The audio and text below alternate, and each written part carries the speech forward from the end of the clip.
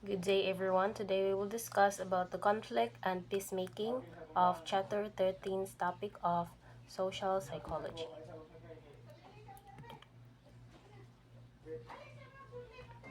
According to Richardson 1960, that the intentions of our country are entirely peaceful, but other nations threaten us. Thus, we must defend ourselves against attack.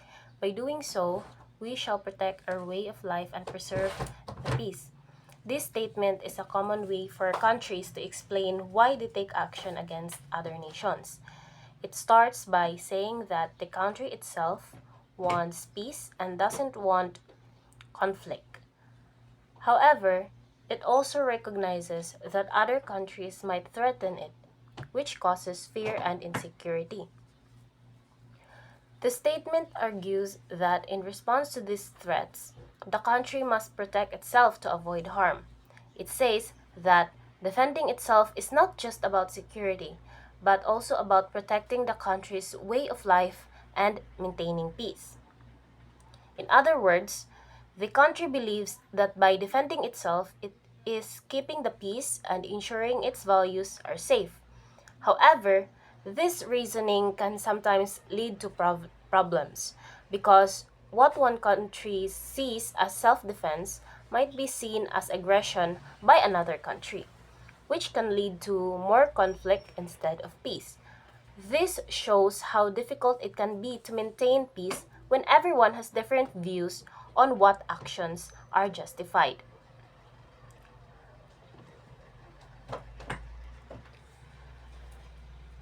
So let us define what is conflict and peace. So conflict is a perceived incompatibility of actions or goals. So conflict is when there is disagreement or struggle between two or more people, groups, or countries.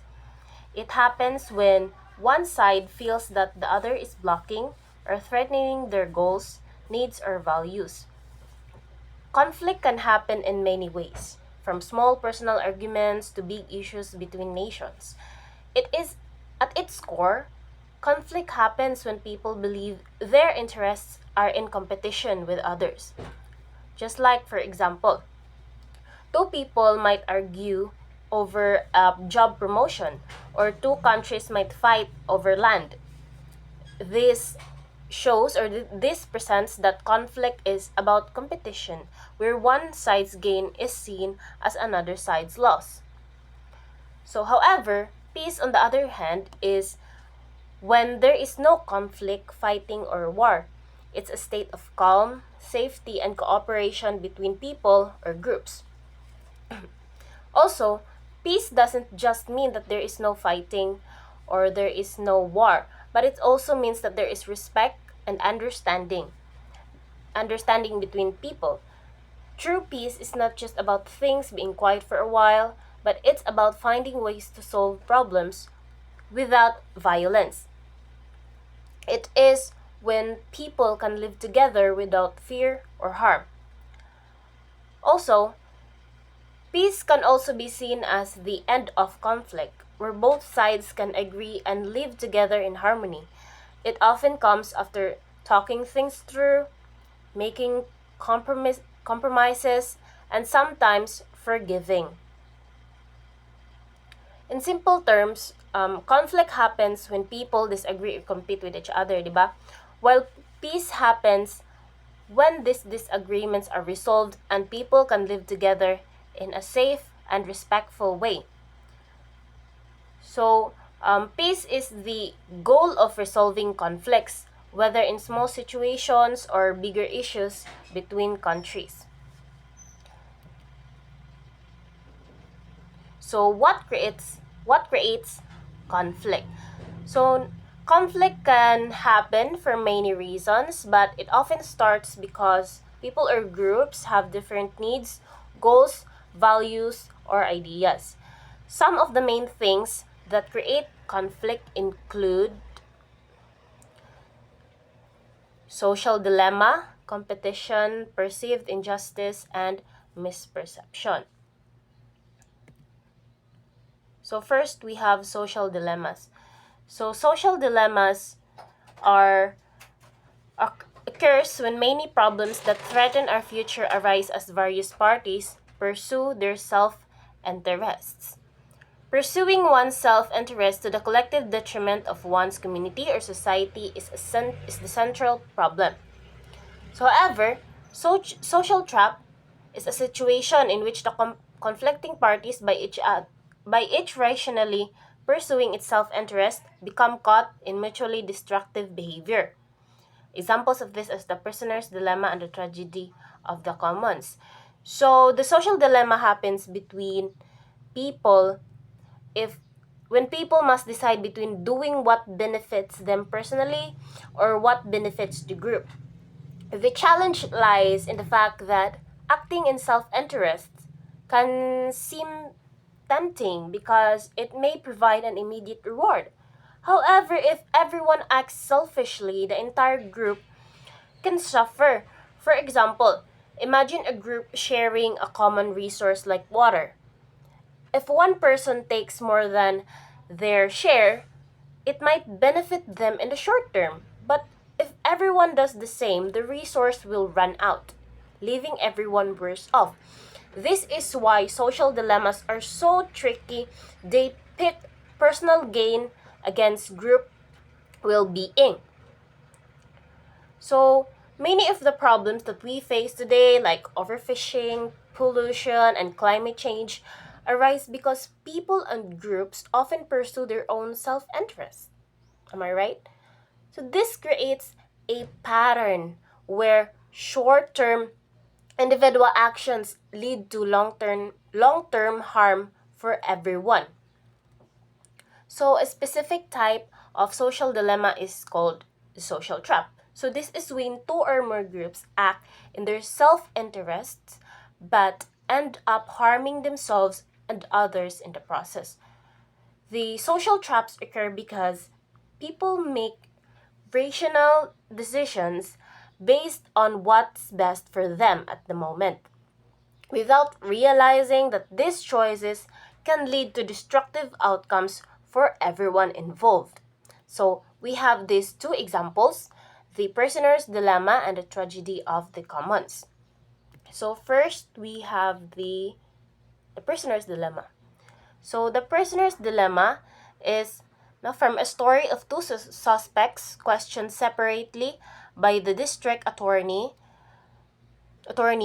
or the DA, the lawyer who can bring charges against suspects.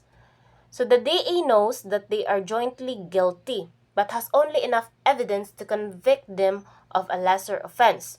So the DA creates an incentive for each one to confess privately, no? So so if the prisoner A confesses and prisoner B doesn't, the DA grant immunity to A and will use A's confession to convict B of a maximum offense, and vice versa if B confesses and A doesn't. If both confess, each will receive a moderate sentence. If neither prisoner confesses, each will be convicted of a lesser crime and receive a light sentence. So basically, the prisoner's dilemma is all about its concept.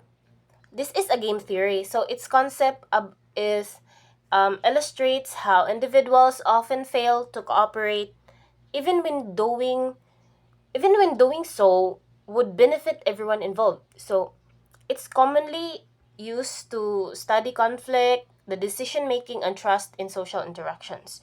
So, no, according to its classic scenario, the prisoners are arrested for a crime, so they are interrogated separately and given these choices. No, so katong giingon na if one confesses or i-betray niya ang usa and the other stays silent, the betrayer goes free. So and the silent prisoner gets the harshest punishment. So let's say about 10 years in prison. So if both confess, betray each other, both receive a moderate punishment. So let's say 5 years in prison.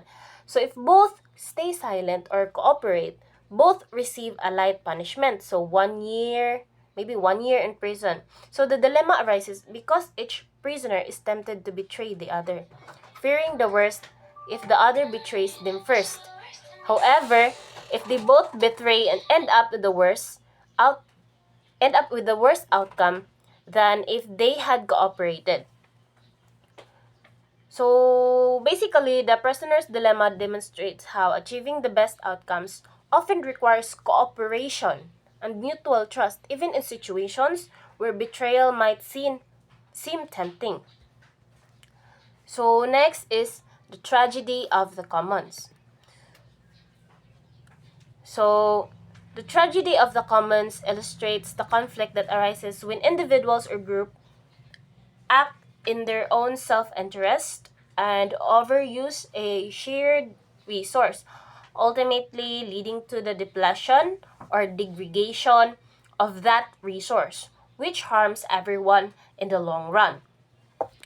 So here are the key lessons of the tragedy of the commons is that no, there is a conflict between individual and collective interests. So no, it shows that individuals or groups often make decisions based on short-term personal benefits, which can lead to negative long-term consequences for the collective.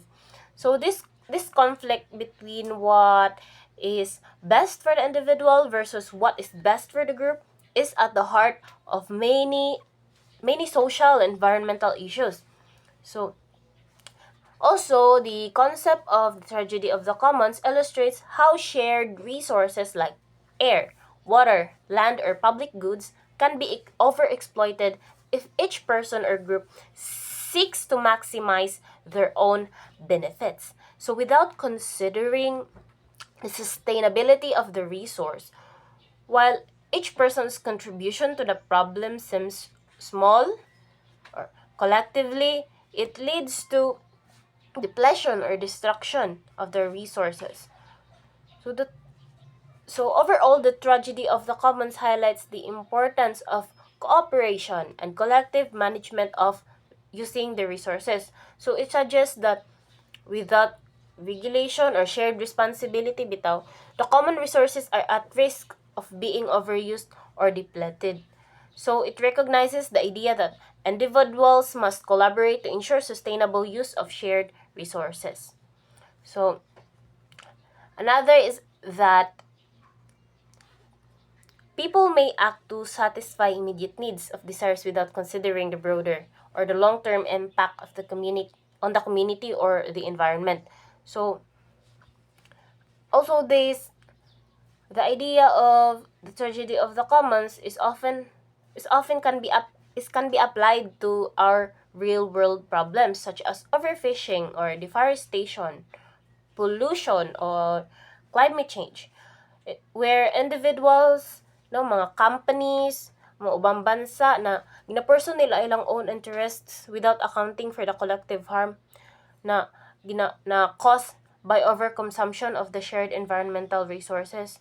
So overall, no, the tragedy of the commons illustrates how self-interest, if unchecked, can lead to the destruction of resources that are essential for everyone's well-being. Next, we have the similar features of the tragedy of the commons and the tragedy of the commons and the prisoner's dilemma. So the two mentioned social dilemmas have similar features. The fundamental attribution error, evolving motives, outcomes need not sum to zero.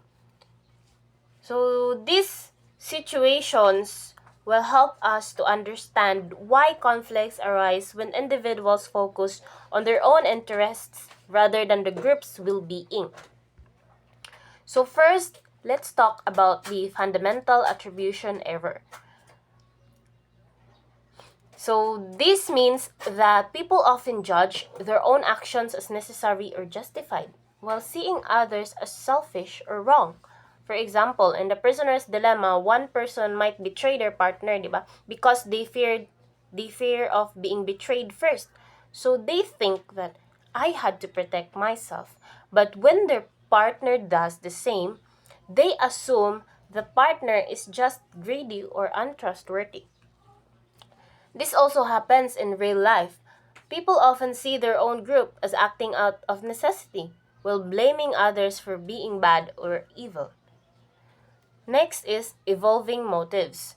So, in both dilemmas, people's goals tend to change over time. At first, they might aim to get the most rewards of resources, but as conflicts increase, their focus shifts to minimizing losses, saving their reputation, or avoiding defeat. For instance, in wars or disputes, what starts as a noble mission can turn into a fight to save face or maintain pride. The same shift in motives can be seen in these social dilemmas. So next is the idea that outcomes need not sum to zero. Unlike situations where one person's win equals another's loss, the dilemmas are different, no, the two mentioned dilemmas. So both sides can win through cooperation, or both can lose if they act selfishly. So in the tragedy of the commons, for example, if everyone overuses the shared resources, the resources run out, and everyone will suffer. Similarly, in the prisoner's dilemma, if both people cooperate, they get better results. But fear and mistrust often lead people to act selfishly, causing harm to both sides. So now, let's look at the ways so we can resolve these dilemmas. So we have regulation, the concept of small is beautiful, communication, changing the payoffs, and appealing to altruistic norms. So first is the regulation. So one approach is we can establish rules or policies to protect shared resources. No, for example, governments ga-impose sila og taxes, mga fishing quotas, or mga agreements like for example sa International Whaling Commission to na para malimit ang mga harmful practices. So while regulations help safeguard the commons or katong mga resources, they come with costs such as reduced personal freedom or administrative expenses. So, despite these challenges, regulations remain effective tools for promoting collective well-being. So, next is the small is beautiful concept. So, small groups, it believes that small groups tend to manage resources better than larger ones because people feels a stronger sense of responsibility and accountability. Like for example, small neighborhoods often conserve water more effectively than larger cities, di ba? Where the responsibility feels diluted. Small groups also foster stronger identification with collective success, encouraging cooperative behavior. Next is communication. So no, communication is very important to solve social dilemmas because open communication, it plays a vital role in resolving social dilemmas.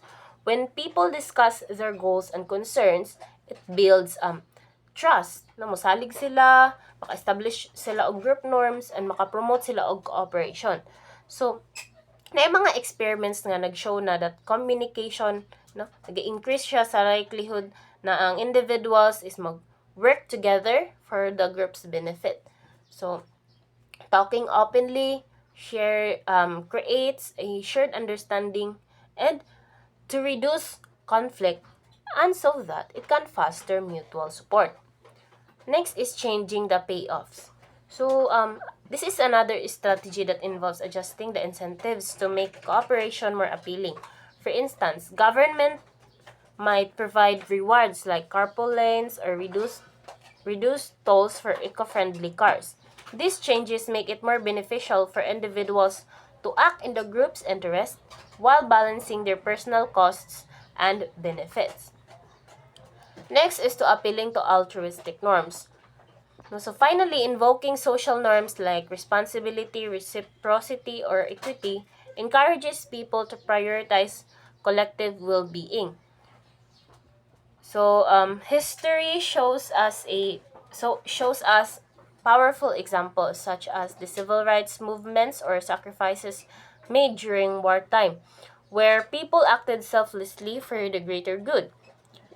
It is reminding individuals of that these norms can inspire them to take cooperative action. So resolving social dilemmas requires a combination of strategies from regulations and incentives to fostering communication and invoking social norms.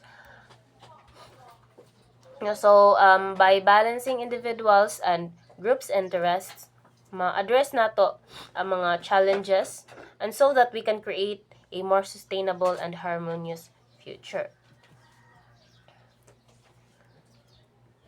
So next, that what creates dilemma is we have competition.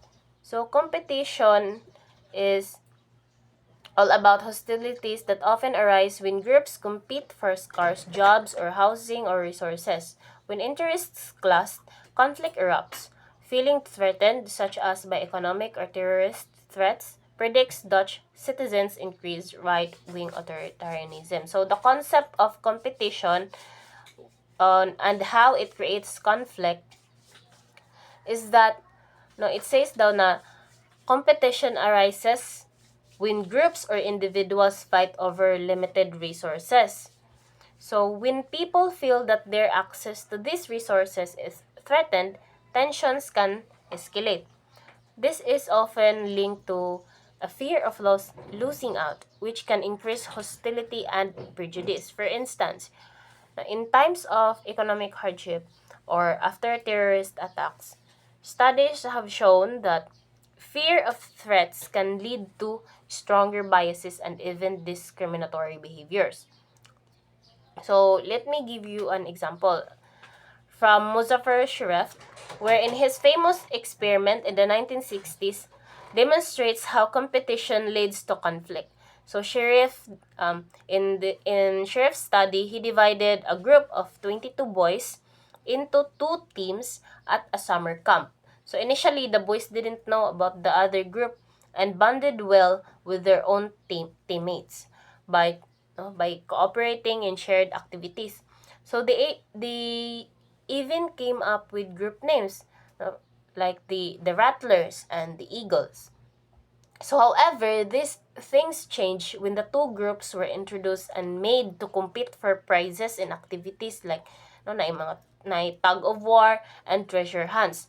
So this win-lose competition quickly escalated into hostility. The boys began calling each other names, like vandalizing property and even getting into physical fights. Each group saw themselves as brave and friendly, while labeling the other as mean or untrustworthy. What's interesting here is that the boys were not inherently bad or aggressive. The situation itself, the competition for limited rewards, triggered the conflict. So this shows how competition can create a vicious cycle.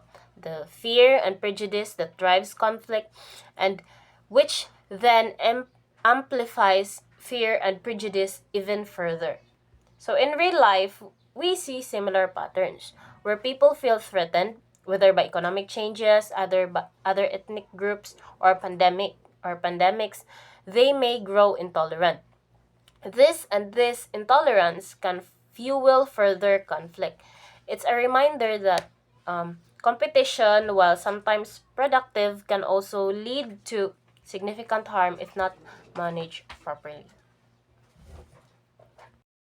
So next is the perceived injustice. No, so an individual's subjective belief that they have been treated unfairly or unjustly in a given situation. So kanya siya is naga-base ni siya no sa individual's personal interpretation of an event or treatment rather than any objective measure of fairness. Like for example, no kani siya is na isa ka employee who believes nga they were passed over for a promotion kay tungod sa ilahang more experience and better performance reviews dan sa ilahang kauban sa trabaho nga kung nga naka-receive gid sa promotion. So kaning employees might feel that the decision making process gani was unfair because either because they weren't given a clear explanation nga nung nainana, or because they believe nga na ay favoritism nga nahitabo. So kani siya nga perception of being treated unfairly can lead to frustration and a decrease in job satisfaction. So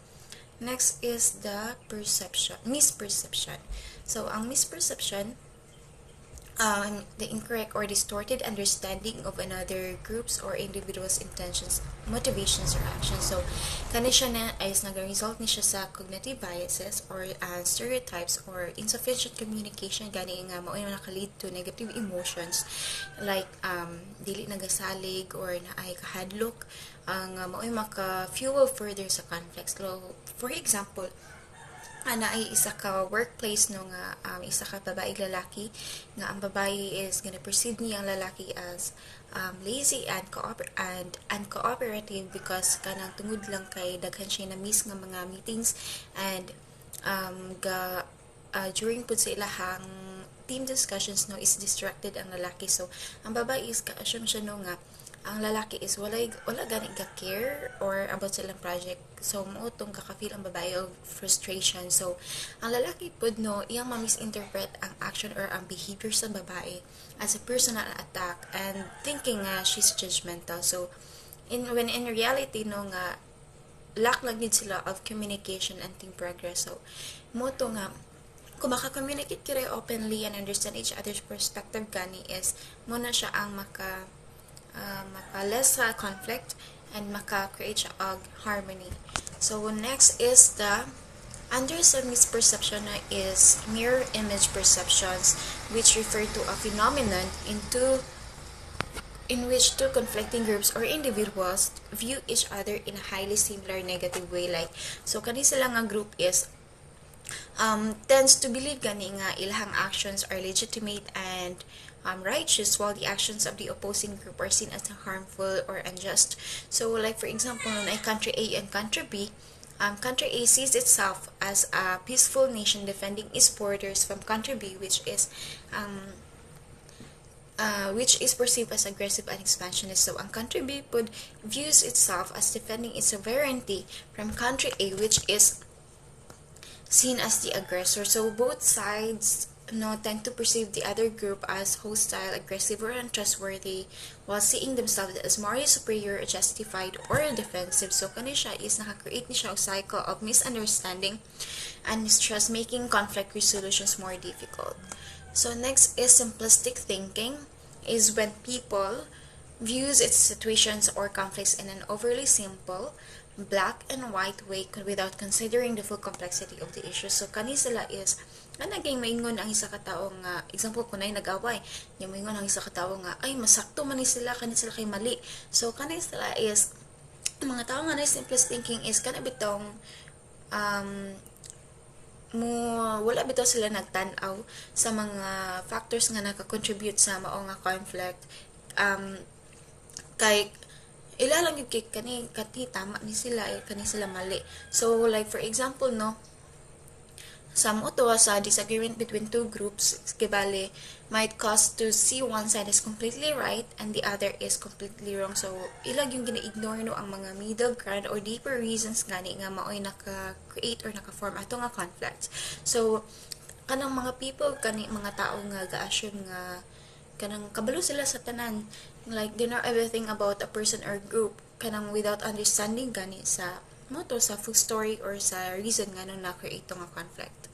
So next is the shifting perceptions, refers how people's attitudes and views about others, particularly those involved in conflict, can dramatically change based on the evolving nature of the conflict. So and is gaka-occur sila sa mga kanang mo-occur siya when two people begin to understand each other's perspective. Like for example na ay babae lalaki nga na-assign sa mo gani sa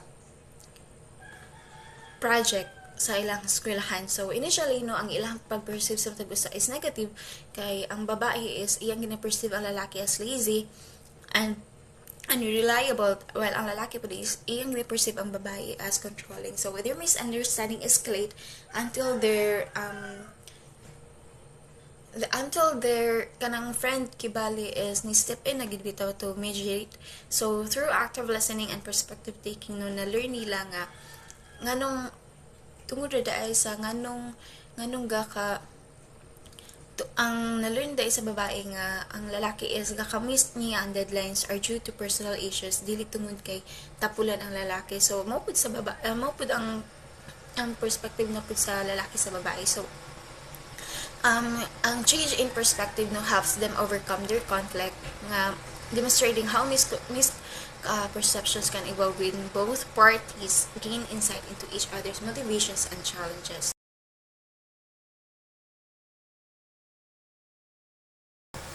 How can peace be achieved?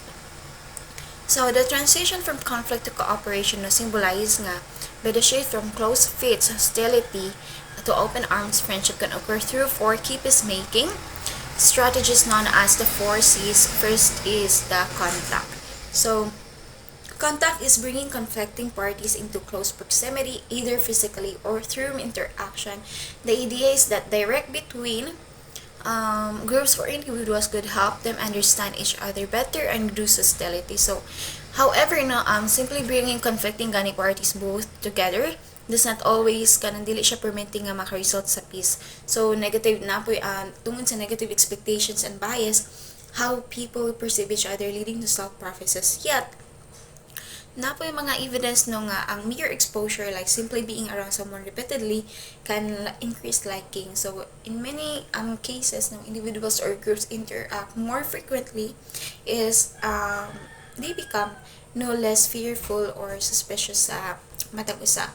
So thus desegregation improve racial attitudes. So a simple example ani no is na isa ka babae, a white student Emily, nga na-assign siya to work on a group project with the black student which is si Jordan sa ilang eskwelahan. So initially si Emily is maka-feel siya uncomfortable and uncertain kay wala pa siya naka-interact gyud sa mga black students sa una. So however, as they spend together working on the project, so si Emily is iyan ang kakakita si Jordan bitaw as a person with similar interests and talents. So she finds kanang gaka-sing na sila no para na makasense sila og humor and enjoy talking about their hobbies. So over time no si Emily is ang iyang pagka-discomfort gani is wala na, and she realized that her initial nervousness was based on stereotypes only. So by the end sa ilang project no si Emily nakaka-feel na siya comfortable with Jordan and develops a more open-minded kind of view of people from different racial backgrounds. Like so kani siya is mo gini ang naka-prove or nakakanggining nga ang sustained contact, ang permanente pag-uban can help challenge prejudices and improve racial attitudes. So in short, no, ang desegregation can improve racial attitudes under the right conditions, but it is not guaranteed pod. So when does desegregation improve racial attitudes? So kanusta man? So ang giingon diri is when certain conditions are in place that promote meaningful positive interactions between people of different racial backgrounds. So first is the equal status contact. So sa desegregation no to improve racial attitudes, so individuals from different racial groups should interact as equals. Neither group should be in a position of power over the other. So like for example no black and white students are treated equally in terms of access to resources, mga opportunities sa leadership roles, kanang wala gay discrimination. So allowing them to build relationships based on mutual respect and equality. So when people feel they are on equal footing gani, they are more likely to view each other with respect and break down stereotypes. So dito good nga kanang nag-understanding. So this means nga ang desegregation is more effective when it happens in environments kung asa ang mga tao have equal access or opportunities sa or equal opportunities no sa mga eskwelahan man or sa trabaho. So next is the friendship. Close friendships between people from different racial backgrounds can significantly improve attitudes by reducing prejudice. So like for example, no, in a diverse community, ang white person who becomes friends with a black neighbor might begin kanang to view gani not just that individual nga iyang na friend but others from the black community in a more positive light. So like dili na siya naga-focus sa isa kundi sa tanan gani nga iyang mga black people. So simply through personal connection they form friendship. So ang friendship gid ay naga-provide siya opportunities to people gani ka magkailhan na gid sila as individuals rather than relying on stereotypes. So they are more likely not to develop positive attitudes toward the other group as a whole. So next is when it might not be self segregation. Kaya self segregation is kanang choosing lang gani ka na mamili ra gani ka kung asa ka mas comfortable or ganahan mo mo interact with others from their own racial group. So another people may self-segregate choosing to interact mostly with others from their own racial group. So like for example, katong white and black students no nga ang white students is mupili ra sila kung asa sila comfortable, so dito gid sila sa ilang kapariha o racial no kanang like kung white ka dito ra gid siya sa white kaya dito mo siya mas comfortable, dili siya comfortable dito sa black. So simple sa black kung asa bitaw mas kuan ka nga belong ka, so dito sila mo um mo interact po. So kani siya is kung wala ning self segregation no is naagi ka na maka-form kag friendship, makakuan ang imong perceive ang imong ganing perspective gani pagtan-aw sa matag usa labi na sa kuan. So this can happen when individuals feel more comfortable within their own racial community or when social norms and practices encourage people to stay within their racial comfort zone. So mo na no nga mo nang dapat kung gusto ka nga kuan gid contact is dapat dili nimo ma-form or ma-develop ang self-segregation sa kay kung mo occur man gud ang self-segregation, there is less opportunities or opportunity for the positive contact nga kailangan for improving attitudes. Good day everyone, I'm Angela, Ruth, and Real. So let's proceed to the next, which is the cooperation. So the cooperation is basically working together to meet the same goals or achieve the mutual goals. So here in cooperation, it highlights the importance of shared responsibilities and efforts, and also cooperation is a vital element in fostering unity, resolving conflicts whether in interpersonal ni mga relationships or sa group dynamics or interactions nimo within the society. So in the cooperation no na ay mga aspects or elements no and also importance niya. So first is common external threats build cohesiveness. So when group daw faced external threats or the same external threats no or challenges no, they often daw nga mag-unite daw sila no to confront those threats. So ang kaning mga threats pwede nga economic crisis or mga natural disasters or adversarial competitions. So these external threats no creates a sense of urgency nga mo encourage sa ila nga to have a collaboration or cooperation. So it says here that facing daw a common enemy fosters group cohesiveness. So by aligning individuals' interests and encouraging collaboration, over competition. So those external threats, no, it encourages, imbis na competition, is it encourages collaboration within the individuals. So if for example ani is katong during World War II, di ba, ang World War II is war between nations, or among between nations, no. So di ba tung World War II is nagkaroon ng mga um, nag ang mga countries is kana bitaw nagi allied sila to fight the common enemy. So imbis na wala sila nag-focus na kahit di ba ang mga countries is have different tawag na different views or nga na interest ang mga countries, but they prioritize, no, in because of those external threat, they prioritized on the shared goals. So and also shared goals, which is those those fighting those enemies to gain freedom. So and also another example po is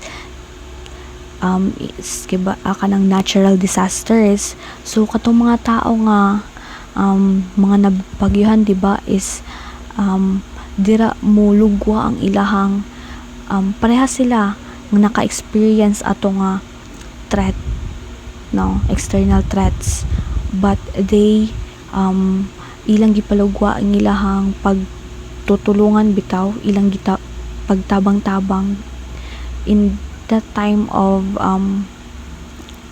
in facing the natural disasters, no. The community people come together to provide a mutual support, no. So that's an example of common external threats, no, build cohesiveness. So next is so na ay question dere, why do we care who wins? So nganong mo ani man daw ta nga kung kinsay madaog? So in the slide it says that in many competitive settings, the primary focus is on achieving individual or group victory, often at the expense of others. So the person or group that wins is seen as the winner, while others are relegated to lesser status. So however, sa context sa cooperative, no, environment, no, so kantong idea nga winning, which emphasize katong idea nga winning is na turn into a na reframed, no, to emphasize mutual benefits or collective achievements. So instead na mag-ask tag who wins, so ang question becomes in the cooperative context, no, kadto nga question becomes how can we all succeed together. So as I said earlier, instead of emphasizing lang dito sa individual or group dominance, no, here cooperation stresses a kanang kadaghanan nga progress sa kadaghanan, I mean, and also shared victories. So in this approach, no, so by doing this approach, no, it prioritizes a long-term harmony and also shared achievements over short-term gains. So next is the superordinate goals foster cooperation. So in the superordinate goals, no, the objectives here compelling and essential that they require daw the cooperation of two or more groups to achieve. So diri, no, kaning superordinate goals is dili na ma-achieve is if isa lang ka individual. Kailangan ni og cooperation of two or more groups. So these goals transcend the usual boundaries of individual or group differences. So here it unites people with a common cause. So that can only and that can only be achieved through joint efforts. So ang essence aning subordinate goals is that it lies on the kanang importance or it lies on the ability to redirect attention away from conflict or competition and towards shared success. So for example is for example katong robbers cave experiment ni sheriff. So katong gipakita dito sa example sa book is dito nga there are two rival group of boys daw. So those two rival group of boys were brought together. So by brought together by introducing superordinate goals, which is they should fix the water supply issue or moving a truck. So by doing this the process of working together to solve these problems reduce the hostility or the parang conflict between the groups, and also by doing this na-improve ang ilang relationship because they show that they have the shared goals, and also in showing that the shared goals this can dissolve existing tensions and foster cooperation. So next is cooperative learning improves racial attitudes. So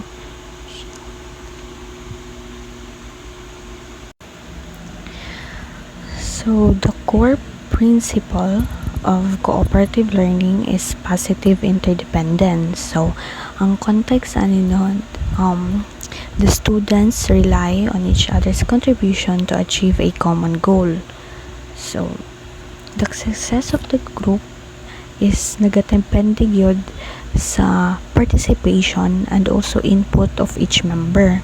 So this creates an environment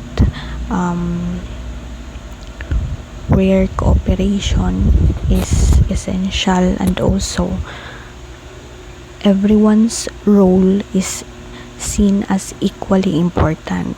So in cooperative learning, it involves students with diverse backgrounds working together on shared tasks, and also it fosters understanding and reducing prejudice. So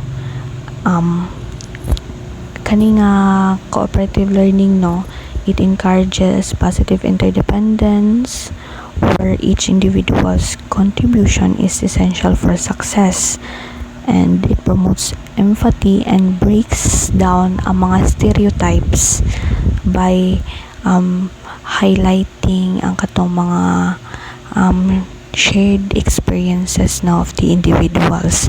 So ang example is kibali in a school setting. So cooperative learning programs like kanang jigsaw classrooms by Aronson. So dali i-assign ang mga students to students with different racial or cultural backgrounds. I-assign ang mga students ang kada students the specific task which is part of the task, and also here makita nga ang ilang collaboration is nag-ensure gyud of mutual reliance, and it reduces racial biases. So by doing this, it enhances the communication and teamwork skills of the students, and also it builds a positive relationship among individuals from diverse groups if gamiton man nato ni siya sa iba pang mga activities. Next is the group and superordinate identities. So when individuals or groups form a shared identity, they are more likely to cooperate and resolve conflict. Dili mabantayan gyud nato ni each individual na agi iba-iba mga identity, but naapoy mga identity na magkapareha gyud magkakapareha gyud no. So if this shared identity they are more likely to cooperate and resolve mga conflicts. So this identity can either foster cooperation, create barriers. So kani siya, it depends gid kung sa scope and also the inclusiveness of the identity in the question. So unsa din ang group identity? So group identity, it refers to the shared sense of belonging within a specific group. So this strengthens bonds within the group but may lead to competition with others. So ang example ani is there's a strong departmental identity, and it might, or a strong departmental identity might foster close teamwork or strong teamwork, no, but it also could lead to competition and also a lack of collaboration between the departments. So ang superordinate identity naman, it is a broader inclusive identity that transcends smaller group affiliation. So ang example ani is there's an international environmental summit, and tapos dito nga summit is that summit naa dito ang United Nations Climate Change. It is the United Nations Climate Change Conference kato nga summit. So ang mga representatives from different countries each has a unique national identities. So they come together with the understanding that they all share a common goal or a common responsibility, which is to address the global environmental challenges. So we can see here nga they may have different political, economic or cultural nga mga interest, but they recognize that the broader identity as global citizens is more important kesa sa national or regional mga differences nila. So in an organizations, fostering a company-wide identity it helps departments collaborate more effectively. And also in multicultural societies naman, promoting a national identity alongside respect for cultural differences it builds unity. So overall, cooperation is not just working together to meet the same end. It is a important and a powerful tool for addressing mga conflicts and also mag-foster ni siya unity and achieving shared goals. So by recognizing katong gipang discuss kiina, which is the value of common external threats, prioritizing superordinate goals, utilizing cooperative learning, and promoting inclusive identities we can create in an environment which emphasizes on making harmony over competition. So whether in educational settings, sa workplaces, or mga international relations, no, fostering cooperation ensures long-term progress and mutual success.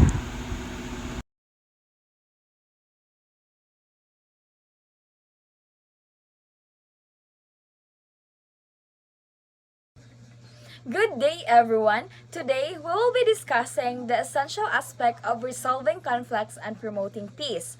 So, in this lecture, we will be focused on the last two C's of peacemaking strategies, which is the communication and conciliation.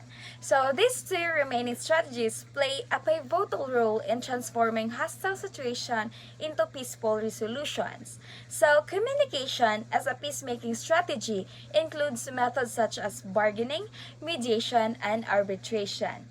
Then after that, we will look at conciliation, which includes techniques like GRIT or graduated and reciprocated initiatives in tension reduction.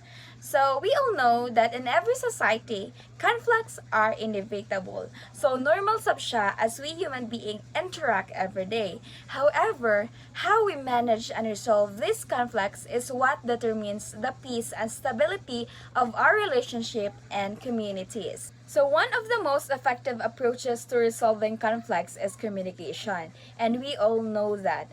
So when we say communication, it is having a good conversation with someone trying to understand their point of view and see things from their side. So it's about listening carefully, sharing your thoughts clearly, and finding common ground. So communication is one of the most powerful tools in conflict resolution. So effective communication can break down barriers, clarify misunderstanding, and foster cooperation between conflicting parties. So ana pa sila nga tanan butang is maagi ra sa storya or maagi ra sa saktong storya or sapot. So ang tanan gyud is possible nga ma-solve through proper communication. So let's take a look at the various elements of communication used in peacemaking, which are direct negotiation or what we call bargaining, to seek the guidance of a neutral third party or what we call mediation or arbitration. So when we say bargaining, it is a direct negotiation or seeking an agreement to a conflict through direct negotiation between parties. So therefore, bargaining is a process where conflicting parties negotiate to reach a mutually acceptable agreement. So in a conflict, bargaining is essential because it allows parties to give and take, finding common ground where both sides can feel satisfied with the outcome. So this is like haggling over a price of something at a market. Like you try to get the best deal for yourself, but you also need to be fair and reasonable so that the other person doesn't feel like they're being taken advantage of. And there are types of bargaining according to the book, no? First is tough bargaining or the win-lose mindset or win-lose bargaining. So it is opening with an extreme offer to gain favorable outcome. And then the second is good faith bargaining or the win-win mindset or win-win bargaining. So it is starting with a sincere offer to build trust and facilitate a mutually beneficial agreement. So nga na din gitawag siya nga tough bargaining. It is because each party tries to get the best possible deal for themselves or often at the expense of other side. So this approach is obviously a competitive, no, emphasizing the goal of winning over collaboration. So it is obviously a win-lose mindset. So the good faith bargaining on the other hand is more collaborative and cooperative approach. So it's less about competing over a fixed set of resources and more about finding common ground and satisfies both parties' underlying interests. So it's a win-win mindset.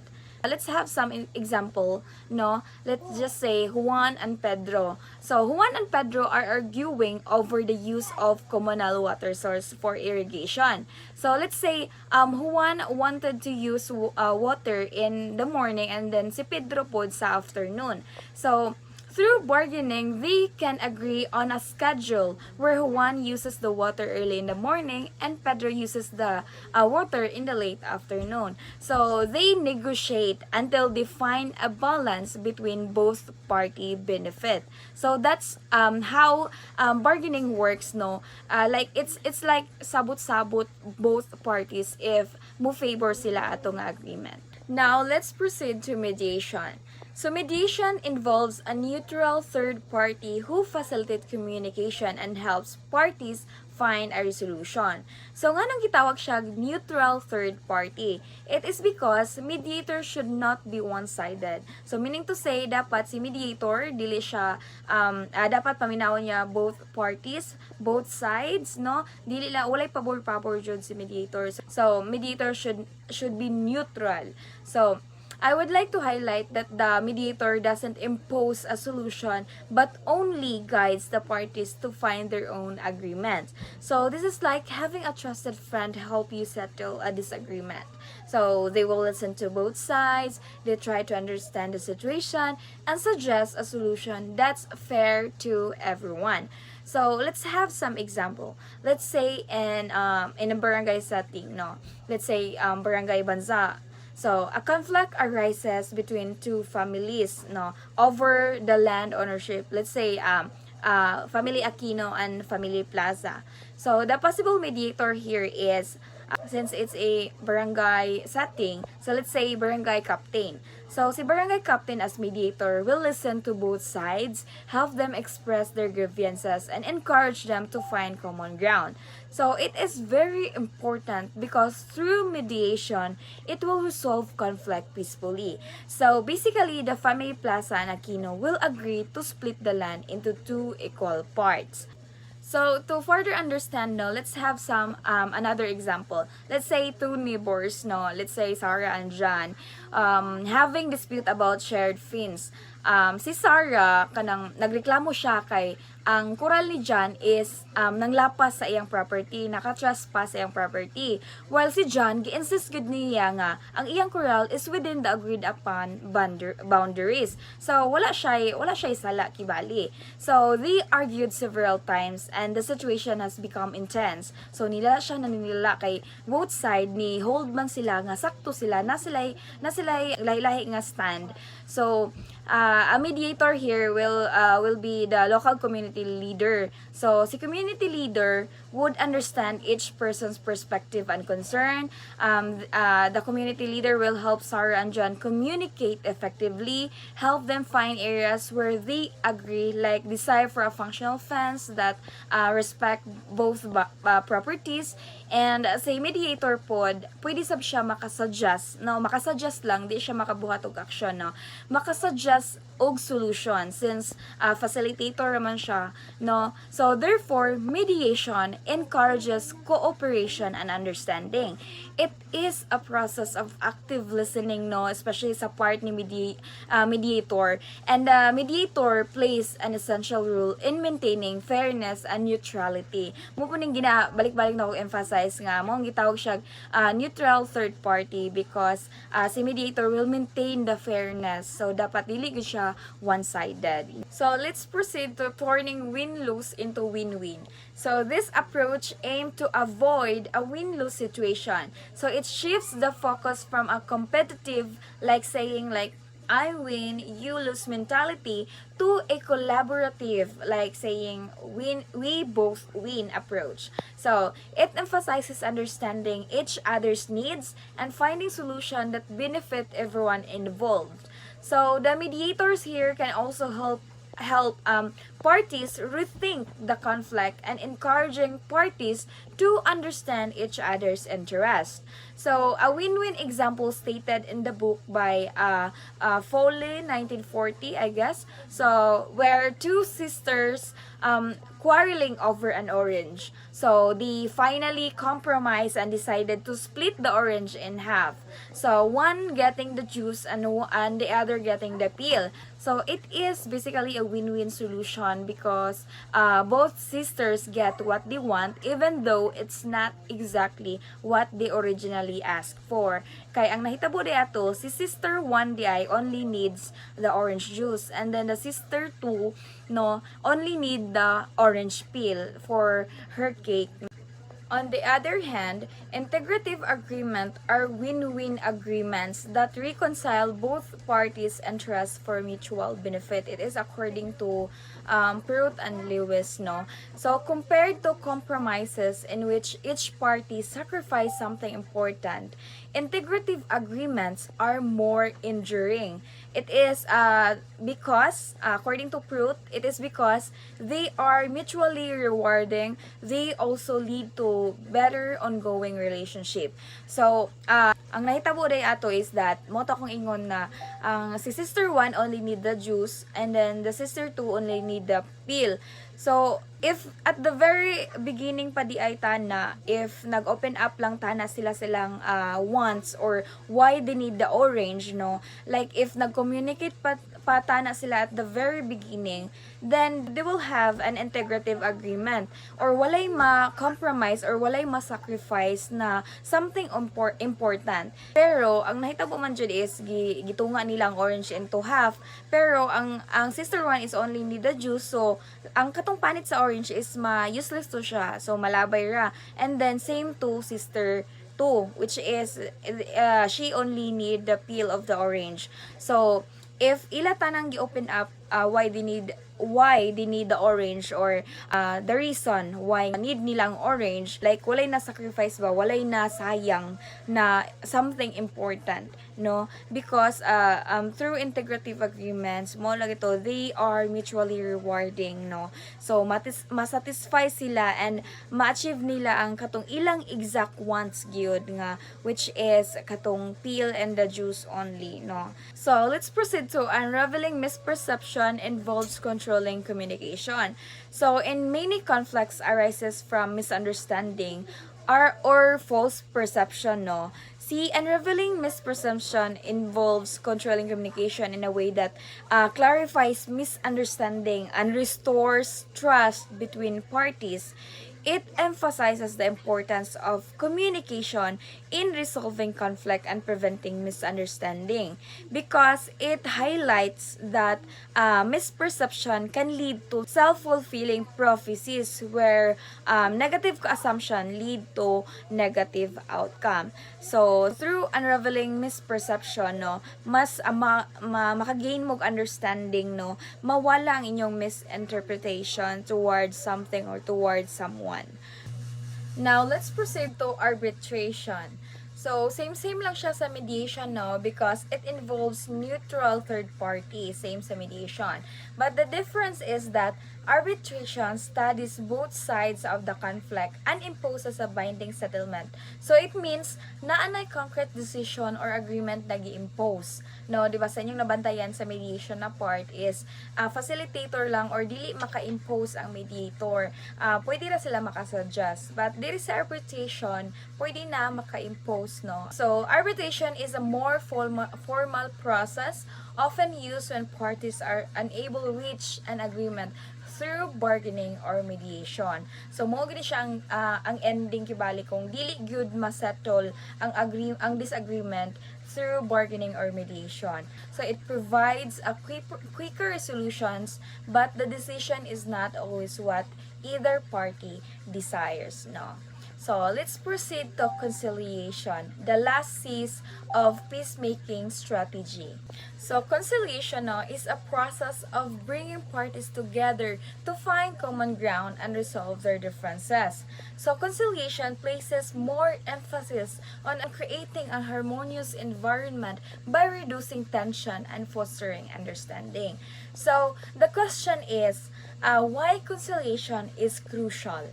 It is because in conflicts, emotion run high, and without proper intervention, the situation can quickly escalate into hostility and violence. So that's why conciliation aims to prevent this by creating a space for dialogue or communication and negotiation. So therefore, it can prevent escalation.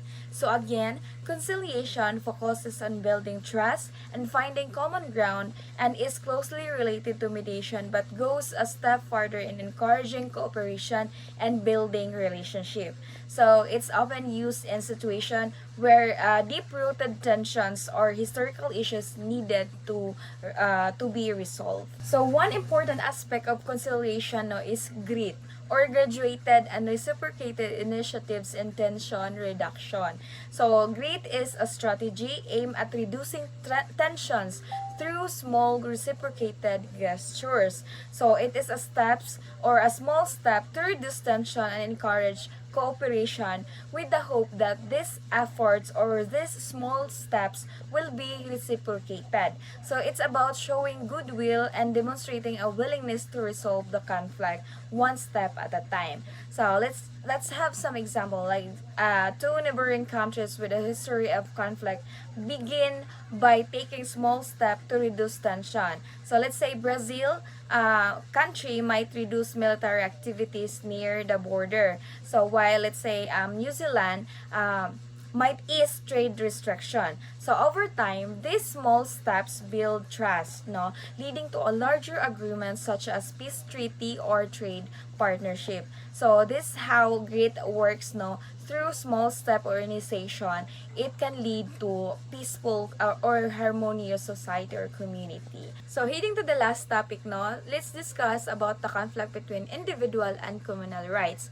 So in this part, this raises important question about the role of individual and communal rights in shaping our societies. So this talks about a really important issue like how do we balance what's good for ourselves with what's good for everyone else. So it's like preparing coffee bitaw, like you need to balance between the sweetness and bitterness of the coffee to have a perfect blended coffee, no. So imagine you are liberated individual living with no rules, no limits kind of life. But what if that freedom means someone can damage properties, destroys peace, and ignore the needs of the other people? That's where the idea of communitarianism comes in. So the problem is these two ideas can sometimes clash. Therefore, we need to find a way to bridge the gap to find a balance where both individual freedom and community well-being can flourish.